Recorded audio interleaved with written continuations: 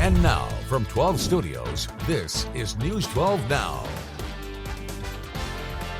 Today is Tuesday, January 28th. Welcome to News 12 Now. I'm Kylie Dedman.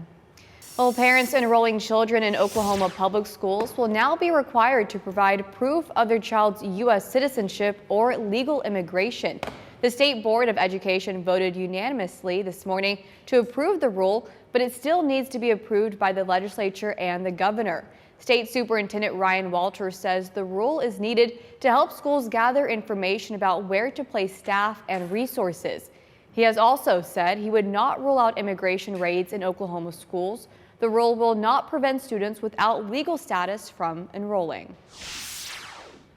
An Ada man is on Oklahoma's top 10 most wanted fugitives. The Attorney General's office says 50-year-old Jason Evans is wanted for assaulting an officer. They've partnered with the FBI and the Chickasaw Lighthorse Police Department to track him down.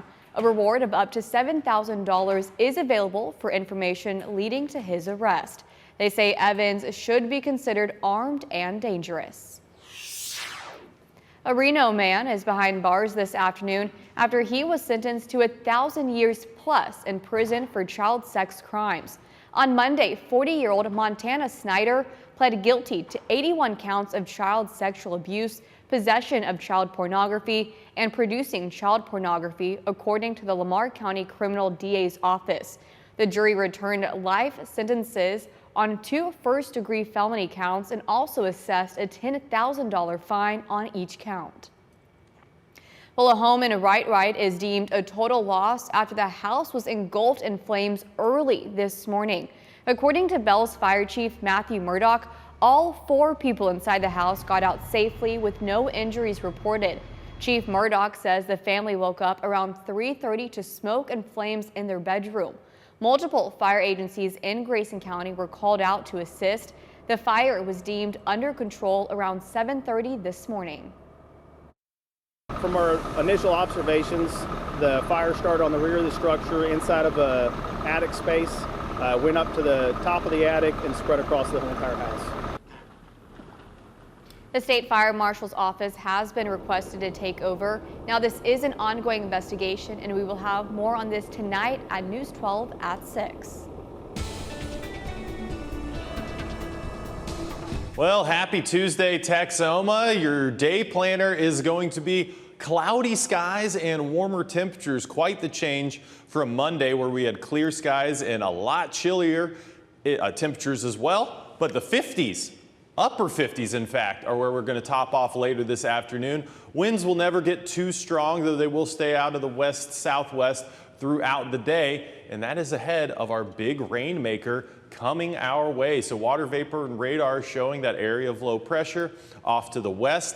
It was over California on Monday. Now it's moved into Arizona, and it's going to continue its journey closer to Texoma. But ahead of it, we're getting the environment primed, bringing in a lot of Pacific moisture. You can see that on the right side of your screen, pouring in to Texoma. And with that, it's going to set us up for some severe weather potential. We do have a marginal risk. Wednesday is the highest, where we're going to see continuous rainfall heading into the overnight, and on Thursday it moves a little bit to the east and covers less of Texoma with that low risk. I'm going to talk about this timing and more coming up.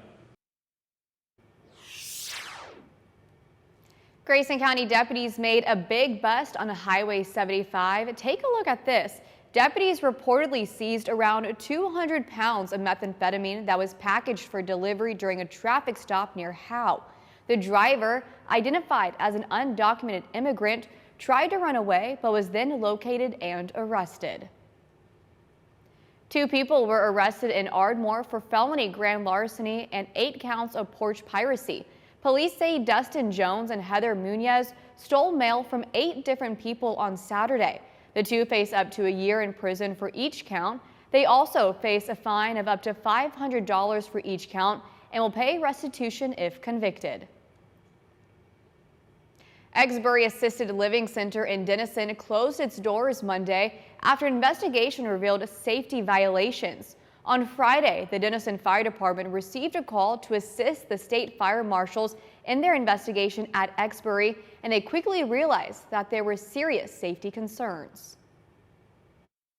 Right off the bat, notice the exits not being up to code standards and our standards as well, just to try to evacuate the building or egress out of the building if there was an emergency. So that's biggest concern.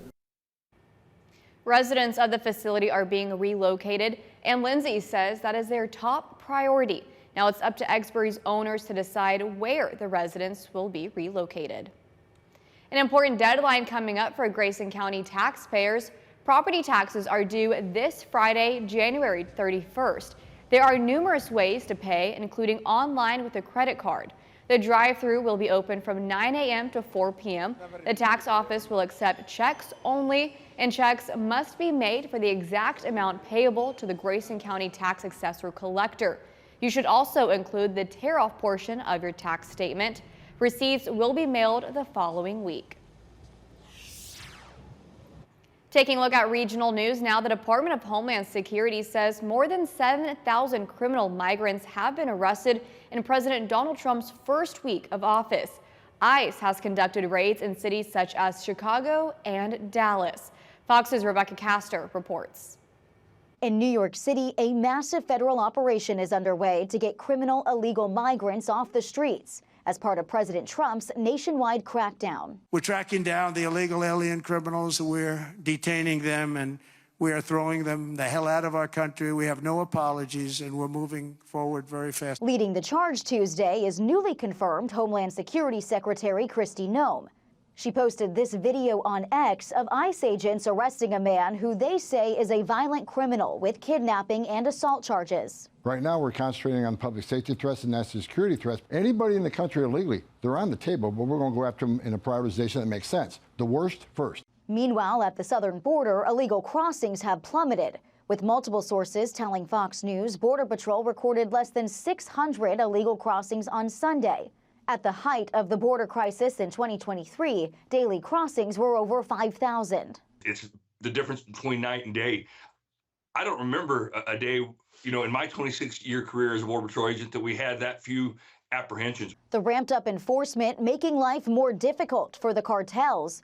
Several Border Patrol agents were shot at in South Texas on Monday, with the cartel members seeking refuge on an island between the U.S. and Mexico. Fortunately, none of those Texas Border Patrol agents were injured. In Washington, Rebecca Castor, Fox News. Employees at the Centers for Disease Control and Prevention have been told to stop communicating with the World Health Organization.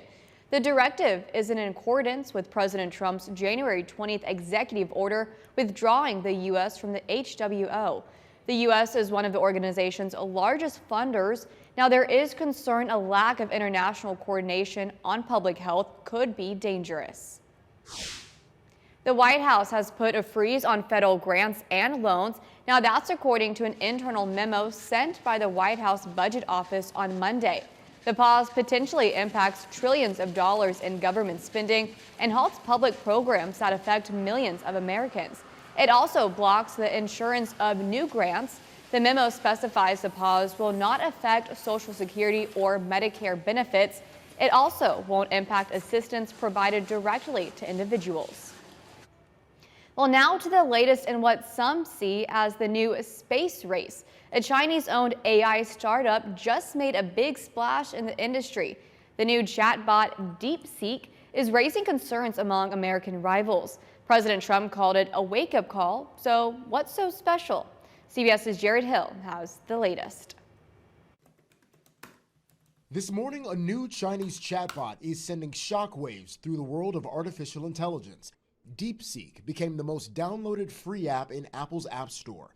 The company claiming to have developed a new model using inferior computer chips that cost 20 to 30 times less than leading American firms. They were able to really do this on what some people would call a shoestring budget. And investors are taking notice. Monday, stock prices for leading U.S. chipmaker NVIDIA saw their biggest ever single-day loss. It does suggest that maybe we don't need to throw tens of billions of dollars at these issues in order to develop something that's usable for the general public and for industry. President Donald Trump responding to the news. It should be a wake-up call for our industries that we need to be laser-focused on competing to win. Some analysts say the panic may be premature, largely based on size. Unless this thing could scale, it's going to be tough to see how there's any sort of competitive wave. It's also not clear if there will be federal pushback to Deepseek.